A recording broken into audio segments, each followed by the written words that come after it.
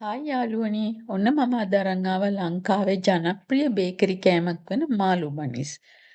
මං ඔයාලට සියලුම ඒ පියවරයන් පැහැදිලිව පෙන්නනවා කොහොමද පිටි මෝලිය අනාගන්නේ කොහොමද බනිස් එකක් නවාගන්නේ බේක් කරගන්නේ පිරවුම හදාගන්නේ සියලුම විස්තර සහිතව ඔයාලට සම්පූර්ණ මේ වීඩියෝ තුලදී ඉගෙන ගන්න පුළුවන්. බලමු මම මේක කොහොමද හදන්නේ මොනවද අපිට අවශ්‍ය වෙන්නේ කියලා. අද මම මෙතනදී පාන් පිටි කෝප්ප 5ක මෝලියක් අනා ගන්නවා. ඇත්තටම මම බනිස් හදන්න පිටි කෝප්ප 3ක පමණ මෝලියක් තමයි පාවිච්චි කරන්නේ. මම මේ දෙන ප්‍රමාණ පාන් පිටි කෝප්ප 5කට. ඔයාලා ඒක අඩු වැඩි කරලා හදාගන්න. මම පාන් පිටි කෝප්ප 5ටම ඊස්ට් තේ හැඳි 3ක් දාගන්නවා. ඊස්ට් ගොඩක් ෆ්‍රෙෂ් ඒවා වෙන්න ඕනි. පරණ නම් ඇත්තටම එකපාරට පිටි වලට එකතු කරගන්න එපා. මගේ ඊස්ට් ගොඩක් අලුත් ෆ්‍රිජ් එකේ තියුනේ. ඒකින්ද මං කෙලින්ම දාගත්තා. ඔයාලා නැත්තම් වතුරට දාලා පිපෙනකන් ඉඳලා දාන්න. මම සීනි තේ හැඳි දෙකක් තමයි මේ එකතු කරේ. දැන් මම බටර් තේ හැඳි දෙකක් එකතු කරනවා.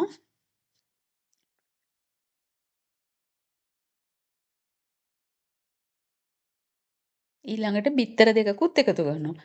මෙතනදී බටර් බිත්තර ඇත්තටම අවශ්‍ය නැහැ. ඒකෙන් ඩෝ එකේ රසයටවත් කිසිම දෙයක් වෙන්නේ නැහැ. මම මේකේ ඩෝ එක පොඩක් රිච් කරගන්න ඕන හින්දා අපි ගෙදර කෑමට හදන දෙයක් නිසා බිත්තර බටර් එකතු කරගත්තා.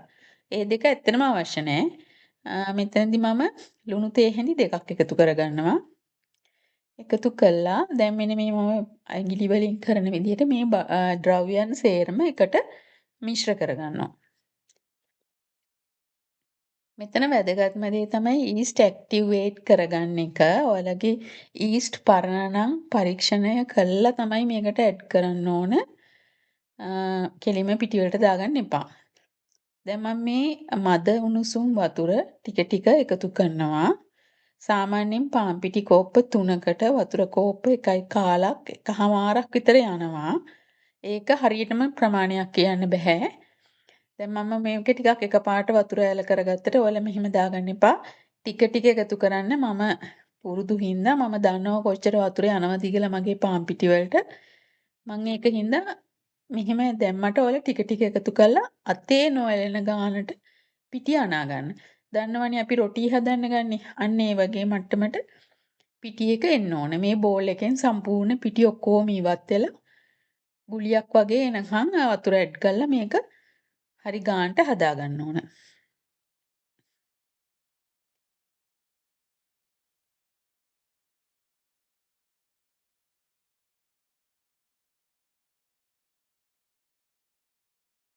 දැන් ඔයාලට පේනවනේ බෝල් එකෙන් ඔක්කොම පිටි ගැලවිලා ඇවිල්ලා හොඳ පදමට ඇවිල්ලා තියෙනවා. මේ වෙලාවේ මම මේක බෝල් එකෙන් අයින් කරලා කවුන්ටර් টොප් එක උඩට දාගන්නවා අනා ගන්න. දැන් තාමත් මේ පිටි අතේ ඇලෙනවා. ඒක සාමාන්‍ය දෙයක්. මේක ගොඩාක් වියලියට ගත්තොතින් බනිස් එකේ සොෆ්ට්නස් එකට ඒක බලපානවා. අර අතේ ඇලෙන එක වළක්ව ගන්න පොඩ්ඩක් පිටි චුට්ටක් ඉහින්න. නැත්තම් අතේ පිටි ටිකක් ගාගන්න. මේක ටික වෙලාවක් යනකොට මේ ඇලෙන ගතිය නැති වෙනවා. මගේ අත් දෙකේ ග්ලව්ස් දෙකක් තියෙන හින්දා කොහොමත් ඇලවෙනවා. අ ඔයාලා නීට් කරනකොට ටික වෙලාවක් යනකොට මේක හොඳ පදමට එනවා. මුලදිම ගොඩාක් වේලි ඩෝ එකක් ගන්න එපා. බනිස් එතකොට සොෆ්ට් නැති වෙනවා. දැන් ඔයාලට පේනෝනේ අර ඉස්සෙල්ලා තරම් ඇලෙන්නේ නෑ මේක.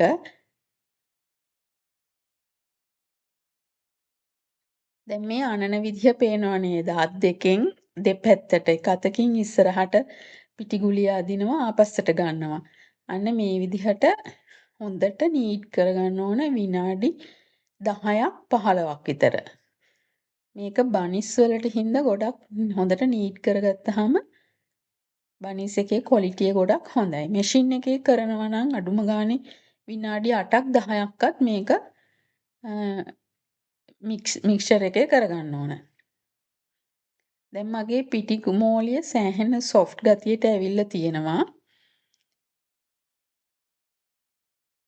මේක පිපෙන්න යන වෙලාව ඔයගොල්ලොන්ගේ ඉන්න ප්‍රදේශයේ කාලගුණය අනුව තමයි තීරණය වෙන්නේ. සීතල රටක නම් ටිකක් ගොඩක් වෙලා යනවා මේක පිපෙන්න. රස්නේ නම් පැය භාගයක් වගේ ඇතුළත මේක හදන්න පුළුවන්. මම දැන් මේ තෙල් ගාගත්තු බෝල් එකකට මේක දාලා ඒකේ පියනින්ම වහලා අපිට නම් අද හරි රස්නේ පිපෙන්න තියෙනවා බෙන්ච් টොප් එක උඩම. දැන් මම මේ හදන්නේ කරි එක හදන්න ෆිලින් එක. මම පාවිච්චි කරලා තියෙන්නේ ටින් මාළු. ටූන ටින් එකක් තමයි මම මේ අරගෙන තියෙන්නේ. ඊට අමතරව ලූණු ගෙඩි දෙකක් ලොකු ගෙඩි දෙකක් චොප් කරලා තියෙනවා. හීනියට කපාගෙන අමු මිරිස් කරල් දෙකක් රතු මිරිස් ඒව සැර නැහැ. සුදු ලූණු අමු ඉඟුරු කරපිංච තමයි මේ තියෙන්නේ. ඊට පස්සේ මම ලොකු අලගෙඩි දෙකක් තම්බලා පොඩි කරලා අරගෙන තියෙනවා. අපේ සැරට අපි හදාගන්නේ ගම්මිරිසුයි මිරිස් කුඩුයි විතරමයි. වෙන මුකුත් තුන පහ වගේ දේවල් දාගන්න එපා. එතකොට හරි නැහැ. ලුණු අවශ්‍යයි, තෙල් අවශ්‍යයි. දැන් අපි බලමු මේක කොහොමද හදාගන්නේ කියලා.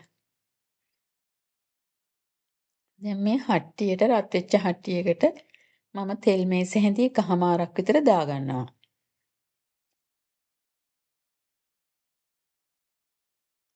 මේ ෆිලින් එක ටිකක් මම වැඩිපුර මේ හදාගන්නේ. ඒක හින්දා අනිස් ප්‍රමාණයට වඩා වැඩියෙන් මම පොඩක් වෙන කෑමක් හදන්නත් එක තමයි ෆිලින් එක හදාගන්නේ. දැන් මේ රත් වෙච්ච තෙලට සුදු ලූණු, අමු ඉඟුරු, කරපිංච දාලා පොඩ්ඩක් සුවඳ එනකන් තප්පර කීපයක් බැද ගන්න.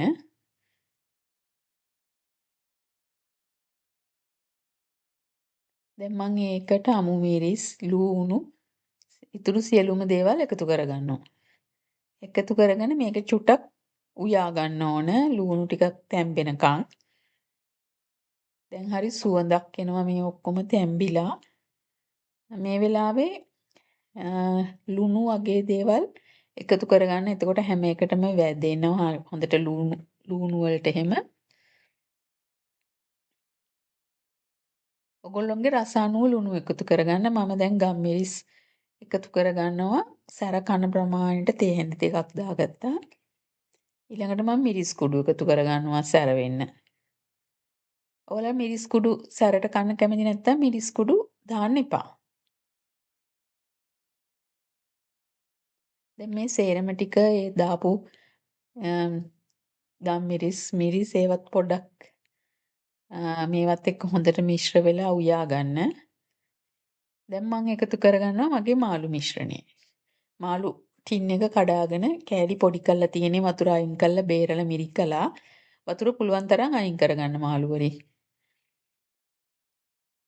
මම මාළු මිරිකලා ගත්තේ ඒ වතුරත් එක්ක එකතු කරොත් මේක ගොඩක් තෙතයි ඒ දාන ෆිලින් එක.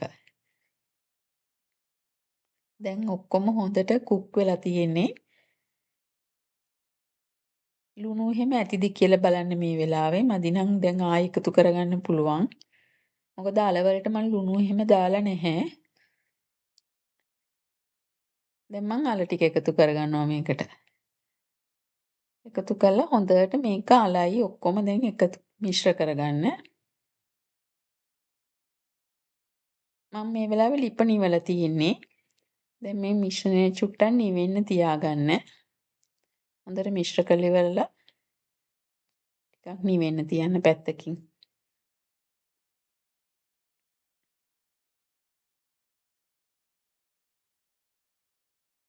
දැන් මගේ මේ මිශ්‍රණය නිවිලා තියෙන්නේ. මම දෙහි ගෙඩියකින් භාගයක් මේකට දානවා.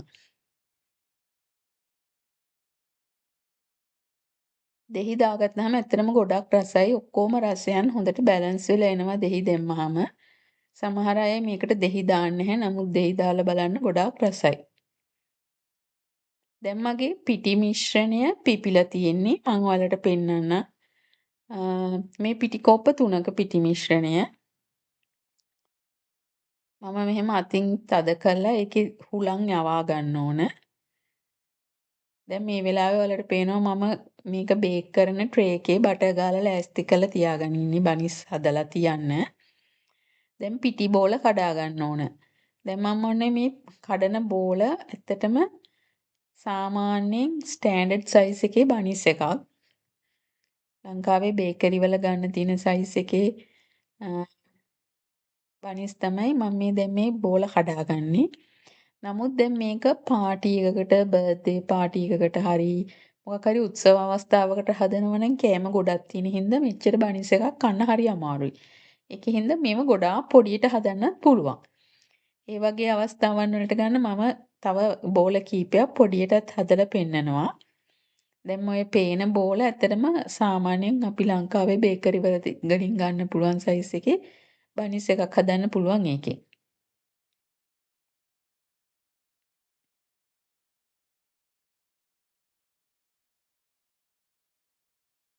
ඒ පිටි ගුලිය හොඳට උඩින් ස්මූත් කරලා මෙහෙම ඔය අරගෙන යටට මෙහෙම පිටි ටික එකතු කරලා ඒ පිටිපස්ස පැත්තෙන් අර ඒ වගේ තද කරලා අර දැන් හදන්නේ පුංචි ගුලි.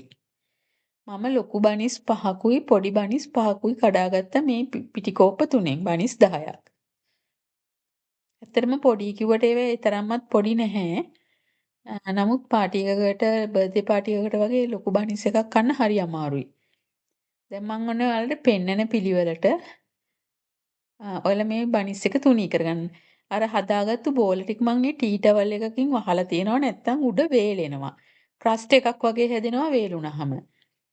දැන් අර ස්මූත් පැත්ත ආයි යට පැත්තට තියලා ඉවර වෙලා දැන් ඔයාලට පේනෝනේ මම වටේ තුනී කරනවා මැද පොඩි බම්ප් එකක් වගේ එකක් ඉතුරු කරගන්නවා. මොකෝ එතනට තමයි කරි එක තියන්නේ එතන ඝනට තියෙන්න ඕන.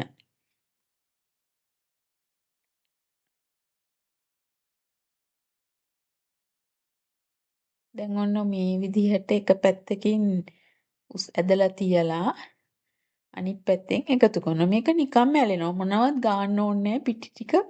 මේක oven එකේ කොයිලක්වත් ඇරෙන්නෙත් නැහැ බේක් වෙනකොට. කිසිම දෙයකින් අලවන්න අවශ්‍ය නැහැ. මේ ඩෝ එක ඇලෙනවා. දැන් අතින් පොඩක් හැඩ කරලා ඉවර වෙලා බටර් ගාගත්තු බේකින් ට්‍රේ එක උඩ තියාගන්න. මම කීපයක් හදලා පෙන්නනවා. ඔයාලා හොඳින් බලා ගන්න. දැන් ඔය හොඳ සිනිඳු පැත්ත රෝලින් පින් එකෙන් තුනී කරලිවලා මම ඒක යට පැත්තට තියාගන්නවා. දැන් අර උඩ පැත්ත අර අනිත් පැත්ත තමයි උඩට තියෙන්නේ. පේනවනේ මැද බම්ප් එකක් වගේ එකක් තියලා තමයි මම තුනී කරන්නේ. අතින් කරන්නත් පුළුවන්. මේකට රෝලින් පින් එකක් අවශ්‍යත් නැහැ. අන්න අර වගේ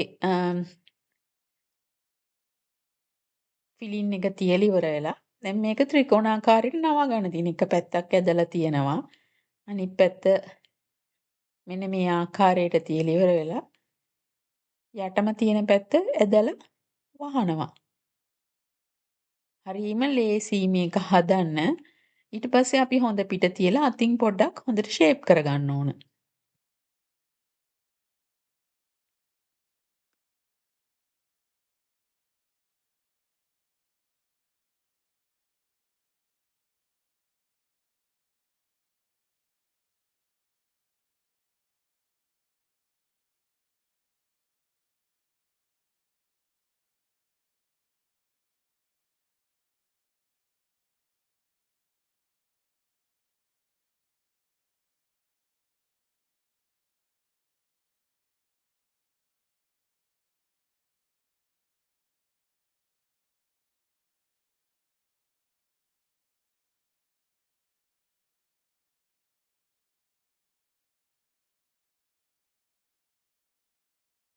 දැන් අපි බලමු පොඩි පිටි ගුලියකින් හදන හැටි. අර වගේම තමයි දැන් මේක යටපැත්ත උඩට අරගෙන තුනී කරගෙන මේකට ගොඩාක් ෆිලින් එක දාගන්න එපා. හරි අමාරුයි එතකොට බනිස් එක හොඳට ලස්සනට අලව ගන්න. මේ පිටි ගුලියේ තරමට විතරක් ෆිලින් එක දාගන්න.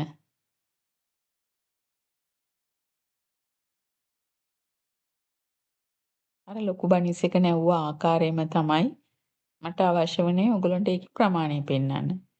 ඒ තරම්ම පොඩි නැහැ. නමුත් මීටත් වඩා පොඩියට උනත් හදන්න පුළුවන්.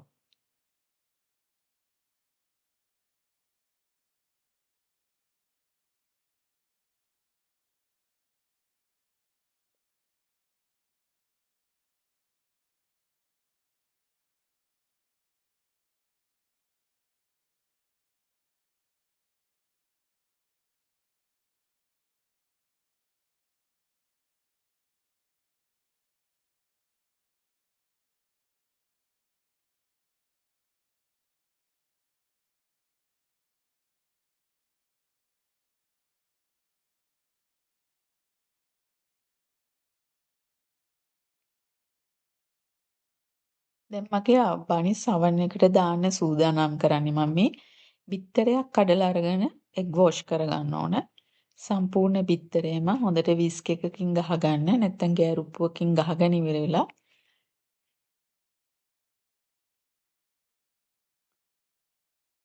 බ්‍රෂ් එකක් ආධාරයෙන් හැම බනිස් එකකම උඩ හොඳට ගාන්න. මම මෙතනදී තල ඇට පාවිච්චි කරනවා උඩට ඉහින්න. ඔයාලා කැමති නම් දාන්න. සුදු තල හරි කළු තල හරි දෙකම මිශ්‍ර කරලා හරි දාන්න පුළුවන්. 180 සෙල්සියස් වල විනාඩි 20ක් 25ක් විතර බේක් කරන්න. දැන් මගේ බනිස් බේක් කරලා ගෙනාවේ. දැන් උණු උණුවෙම බ්‍රෂ් එකකින් බටර් තමයි මම මේ ගාන්නේ. මේ oven එකෙන් ගත්තු ගමන් උණු බනිස් වල බටර් ගානවා. දැන් මම මේක ටී ටවල් එකකින් වහලා විනාඩි 10ක් විතර නිවෙන්න තියනවා.